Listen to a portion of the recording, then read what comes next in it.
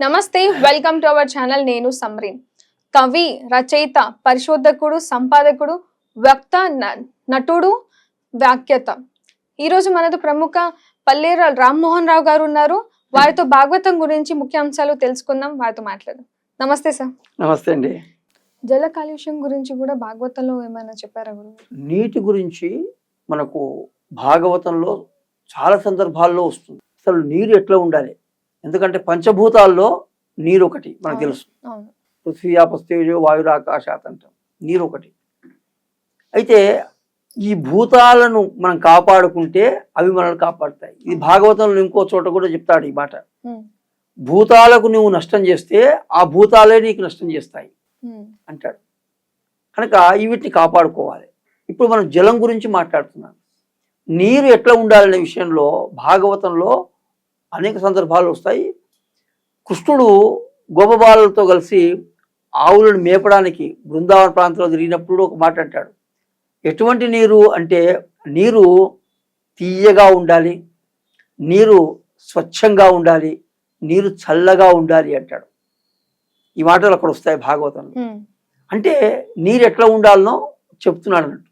అది నిజంగా మంచినీళ్ళు. ఇప్పుడు ఆ మాట మనకు పోయింది, కానీ వెనకటికి పెద్దవాళ్ళు అనేవారు ఇది మంచినీళ్ళు ఇవ్వండి అని తాగడానికి. మనం ఏమన్నా వాటర్ అంటున్నాం మనం, అంతే. ఆ వాటర్ ఎటువంటిదో మనకు తెలియదు, కానీ వెనకటికి ఆ మాట వాడేవాడు. విశేషణం మంచినీళ్ళు, ఆ మాట వాడేవాడు, మంచినీళ్ళు అనేవాడు. నిజంగా మంచినీళ్ళు అంటే ఎట్లా ఉండాలి అంటే అవి తీయగా ఉండాలి, స్వచ్ఛంగా ఉండాలి, తర్వాత చల్లగా ఉండాలి. ఈ జల కాలుష్యం గురించే మనం ఇవాళ సమాజంలో చూస్తే ఎక్కడ చూసినా జల కాలుష్యం. పెద్ద పెద్ద నదులు కూడా, గంగా వంటి నదులు, యమున వంటి నదులు కూడా కాలుష్యానికి గురైపోయింది. మనం చూస్తే చూడండి, యమున కాలుష్యం గురి కావడం వల్ల తాజ్మహల్ శోభ కోల్పోతుందని సైంటిస్ట్ వాళ్ళు చెప్తున్నారు, పరిశోధకులు చెప్తున్నారు. అంటే ఎంత ఇబ్బంది అవుతున్నది. వాళ్ళు తాజ్మహల్ లాంటి కట్టడమే దాని గాలికి పాడవుతున్నదంటే ఆ నీళ్లు తాగుతే పరిస్థితి ఏమిటి ప్రజలకు? కనుక ఇవాళ నదులు కానీ, తర్వాత వాగులు కానీ, అంతెందుకు కుంటలు కూడా, చెరువులు కుంటలు కూడా కలుషితం అయిపోతున్నాయి. ఎందుకు అవుతున్నాయి అంటే మనిషి యొక్క తప్పిదం వల్ల, మనిషి యొక్క స్వార్థం వల్ల మన వ్యర్థాలని దాంట్లో కలిపేస్తున్నాం. మనం చెత్త చెదారంతో పడేస్తున్నాం. పుష్కరాలు అక్కడ నదులలో పోతే ఏం చేస్తున్నాం, ప్లాస్టిక్ మొత్తం దాంట్లో పడేస్తున్నాం, శాంపుల్ పెట్టుకుని దాంట్లో వేసేస్తున్నాం మనం. కనుక సబ్బులు పట్టుకుని దడవ స్నానం చేసేస్తున్నాం. అంటే ఈ విధంగా రసాయన పదార్థాలు వదిలిపెట్టేస్తున్నాం మనం. చెరువులకు, కుంటలకు, నదులకు, వాగులకు అంతా నీళ్లు పాడైపోతాయి. పాడైతే ఏమిటి నష్టం అంటే, నీళ్లు పాడైతే వ్యక్తుల ఆరోగ్యాలు పాడైతాయి. వ్యక్తులే కాదు, పశువులు, పక్షులు, మొత్తం ప్రాణికోటికంతా నష్టం దాని నుంచి. ఎందుకంటే నీరే ప్రాణాధారం కదా, మనం బతకడానికి కావాల్సింది నీరే. ఆ నీరే కలుషితం అయితే ఈ పరిస్థితి. ఇప్పుడు మనం చూస్తున్నామండి, ఈ డ్రింకింగ్ వాటర్ ఇప్పుడు బాటిల్స్ లో వచ్చేది మినరల్ వాటర్, సా వాటర్స్ అని. ఎంత దురదృష్టం అంటే అటువంటి నీళ్ల కొరకు మనం ఇప్పుడు వెంపర్లాడాల్సిన పరిస్థితి వచ్చేసి. కనుక జల కాలుష్యాన్ని దూరం చేయాలనేటువంటిది భాగవతం చాలా స్పష్టంగా చెప్పింది. ఎక్కడ అంటే కాళీయమర్దనం విషయంలో, కాళింది మడుగుంది యమున, అక్కడ కాళీయుడు అనేటువంటి ఒక సర్పం దాంట్లో పోయి కూర్చుంది. దాని యొక్క విషం వల్ల మొత్తం యమున అంతా కూడా కలుషితం అయిపోయింది. యమునంతా జలాలంతా విషపూరితం అయిపోయినాయి. అయిపోయి పశువులు వచ్చి తాగితే అవి చచ్చిపోతున్నాయి. పక్షులు వస్తే కొద్దిగా పైన ఎగురుతున్న పక్షులు కూడా విషపు గాలికి పడి చచ్చిపోతున్నాయి. ఇక ప్రజలు సరేస్తాయి. ఇదంతా గమనించినాడు కృష్ణుడు. గమనించి అరేరే, ఇంత అందమైన యమున ఇట్లా విషపూరితమైతే ఎట్లా, దీన్ని స్వచ్ఛంగా చేయాల్సిందే అని ఆయన పూనుకున్నట. భాగవతులు అంటాడు, కాళియ ఫణి దూషిత యగు కాళింది పవిత్రజేయగా ఉత్సుకుడై, కాళింది జలవర్ణుడు కాళియు వెడలగా నడిచే, కాళియు వెడలంగా నడిచే గౌరవ ముఖ్య. ఈ కాళిందిని శుభ్రం చేయాలి, పవిత్రం చేయాలి అనుకున్నాట. అని వెళ్ళి ఏం చేసినాడు, ఆయన దాంట్లో దూకినాడు. దూకి కాళీయుని యొక్క పడగల పైన నాట్యం చేసి అది ఎన్నో రకాలైన కాటేయాలని చూసింది, నానా అవస్థ పెట్టింది. కానీ కృష్ణుడు దాన్ని మర్దించినాడు. చివరికి దాని నోట్లో నుంచి, పడగల నుంచి రక్తం రావడం మొదలుపెట్టేది.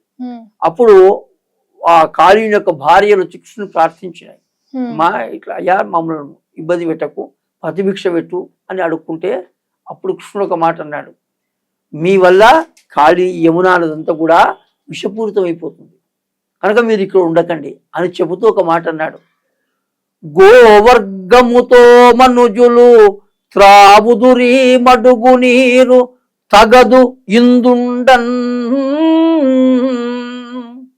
నీవును నీ బాంధవులును నీవని తలుసుతులు జనుడు నేడు అంబుధికిన్. ఏమయ్యా ఈ యమునలో ఎందుకుంటున్నావు? నీ వల్ల యమునంత కలుషితమైంది. పోనీ యమున ఉట్టే ప్రవహించినదే కాదు కదా.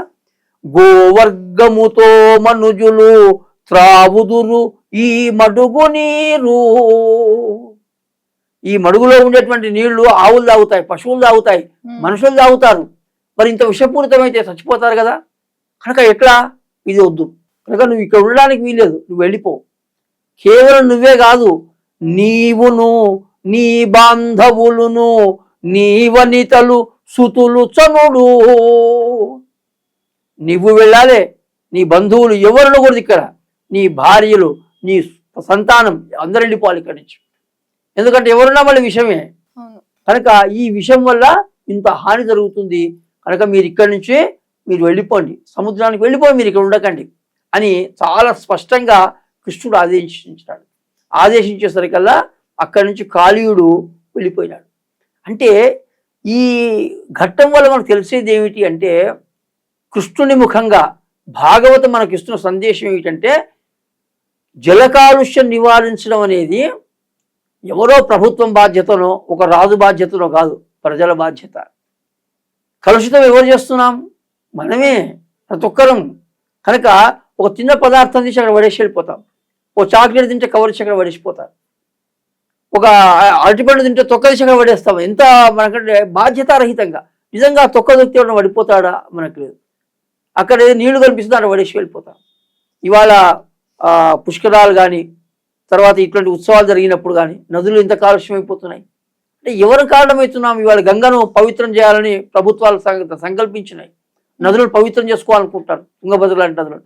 అంటే కారణం ఏమిటయ్యా అంటే, ప్రభుత్వాలు చేపడితే కాదు, ఇది సామాజిక బాధ్యతగా, వ్యక్తి బాధ్యతగా తీసుకున్నప్పుడే సాధ్యమవుతుంది. ఎవరికి వాళ్ళం మన వాతావరణాన్ని, మన నీటిని కలుషితం చేయకుండా మనం ఉండాలనేటువంటి సంకల్పం మనం తీసుకోగలిగితే అది తప్పక నెరవేరుతుంది.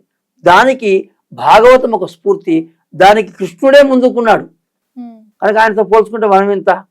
మరి ఆయన ఒక భగవ అవతారం, ఆయన ఇటువంటి విషయాలను కూడా పట్టించుకొని మనకు మంచి సందేశాన్ని ఇచ్చాడు. ఈ విధంగా మనం జల కాలుష్యానికి దూరమై మన సమాజం చాలా మంచినీటిని తీసుకొని సమాజం అంతా ఆనందంగా ఉండాలని చెప్పి మనం కోరుకుందాం.